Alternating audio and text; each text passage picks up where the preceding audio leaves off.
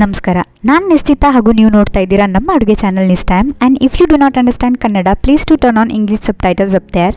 ಹಾಗೂ ನೀವು ಇನ್ನೂ ನಮ್ಮ ಚಾನಲ್ಗೆ ಸಬ್ಸ್ಕ್ರೈಬ್ ಆಗಿಲ್ಲ ಅನ್ನೋದಿದ್ರೆ ಈ ಕೂಡಲೇ ಕೆಳಗಡೆ ಕಾಣ್ತಿರೋ ರೆಡ್ ಕಲರ್ ಸಬ್ಸ್ಕ್ರೈಬ್ ಬಟನ್ನ ಪ್ರೆಸ್ ಮಾಡಿ ಸಬ್ಸ್ಕ್ರೈಬ್ ಆಗಿ, ಮತ್ತು ಪಕ್ಕದಲ್ಲೇ ಇರೋ ಬೆಲ್ ಐಕನ್ನ ಪ್ರೆಸ್ ಮಾಡಿ ಆಲ್ ಅಂತ ಟ್ಯಾಪ್ ಮಾಡೋದನ್ನು ಮಾತ್ರ ಮರಿಬೇಡಿ.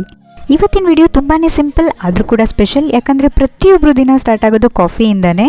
ಒಂದೊಂದು ಹೋಟೆಲ್, ರೆಸ್ಟೋರೆಂಟ್ ಅಥವಾ ಒಬ್ಬೊಬ್ಬರ ಮನೆ ಕಾಫಿದು ಸ್ಮೆಲ್ ಆಗಲಿ ಟೇಸ್ಟ್ ಆಗಲಿ ಮರೆಯೋದಕ್ಕಾಗೋದಿಲ್ಲ, ಅಷ್ಟು ಚೆನ್ನಾಗಿರುತ್ತೆ. ನಾವು ಪ್ರತಿ ಸರಿ ಮಾಡಬೇಕಾದ್ರೂ ಕೂಡ ಇದೊಂದೇ ಒಂದು ಟಿಪ್ನ ಬಳಸ್ಕೊಂಡು ಪರ್ಫೆಕ್ಟಾದ ಕಾಫಿ ಮಾಡ್ಬೋದು. ಅದು ಯಾವ ಥರ ಮಾಡೋದು ಅಂತ ಇವತ್ತಿನ ವಿಡಿಯೋದಲ್ಲಿ ನೋಡೋಣ ಬನ್ನಿ.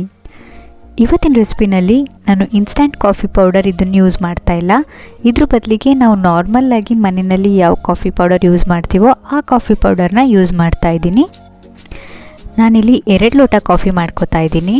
ಒಂದು ವೇಳೆ ನಿಮಗೆ ಕಣ್ಣಳತೆನಲ್ಲಿ ಹಾಲು ತೊಗೊಳಕ್ಕೆ ಗೊತ್ತಾಗೋಲ್ಲ ಅನ್ನೋದಿದ್ರೆ, ನೀವು ಯಾವ ಗ್ಲಾಸಲ್ಲಿ ಕಾಫಿ ಮಾಡ್ಕೋಬೇಕು ಅಂತಿದ್ದೀರಾ ಆ ಗ್ಲಾಸ್ನಲ್ಲೇ ಹಾಲನ್ನ ಅಳತೆ ಮಾಡಿ ಹಾಕ್ಕೊಳ್ಳಿ.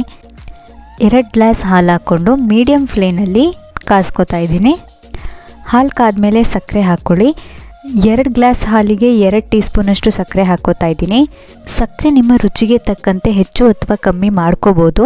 ನೀವು ಈ ರೀತಿ ಅಳತೆ ಪ್ರಕಾರ ಕಾಫಿ ಯಾವಾಗಲೂ ಮಾಡಿದರೆ ನಿಮ್ಮ ಕಾಫಿ ಯಾವಾಗಲೂ ಕಹಿ ಅಥವಾ ತುಂಬಾ ಸಿಹಿ ಆಗಿಬಿಟ್ಟಿದೆ ಆ ಥರ ಆಗೋಕ್ಕೆ ಸಾಧ್ಯನೇ ಇಲ್ಲ. ತುಂಬಾ ಟೇಸ್ಟ್ ಇರುತ್ತೆ.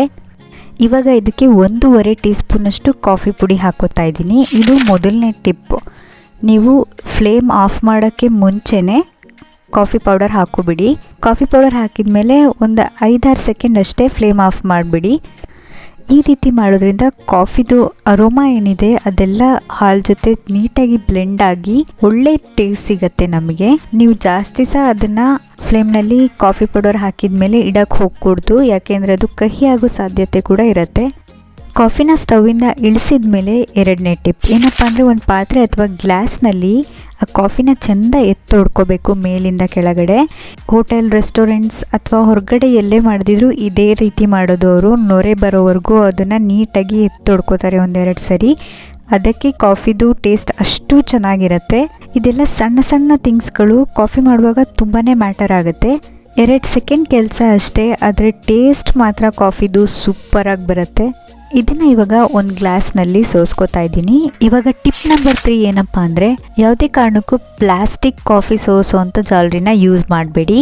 ಇದರಿಂದ ಕಾಫಿ ಟೇಸ್ಟ್ಗೇನು ಎಫೆಕ್ಟ್ ಆಗಲ್ಲ, ಆದರೆ ಆರೋಗ್ಯ ದೃಷ್ಟಿಯಿಂದ ಇದು ಒಳ್ಳೆಯದಲ್ಲ. ಪ್ಲಾಸ್ಟಿಕ್ನ ಬಿಟ್ಬಿಟ್ಟು ಸ್ಟೀಲ್ ಜಾಲರಿನೇ ಯೂಸ್ ಮಾಡಿ. ನಮ್ಮ ಪರ್ಫೆಕ್ಟ್ ಕಾಫಿ ರೆಡಿ ಆಗಿದೆ. ಇದನ್ನು ಇವಾಗ ಸರ್ವ್ ಮಾಡ್ಕೋತಾ ಇದ್ದೀನಿ. ನೀವು ಕೂಡ ನಂತರ ಕಾಫಿ ಪ್ರಿಯರಾಗಿದ್ದರೆ ಈ ವಿಡಿಯೋನ ಲೈಕ್ ಮಾಡಿ, ಮತ್ತು ಈ ವಿಡಿಯೋ ಏನಾದರೂ ನಿಮಗೆ ಯೂಸ್ಫುಲ್ ಅನಿಸಿದರೆ ನಿಮ್ಮ ಫ್ರೆಂಡ್ಸ್, ಫ್ಯಾಮಿಲಿ ಎಲ್ಲರಿಗೂ ಶೇರ್ ಮಾಡಿ.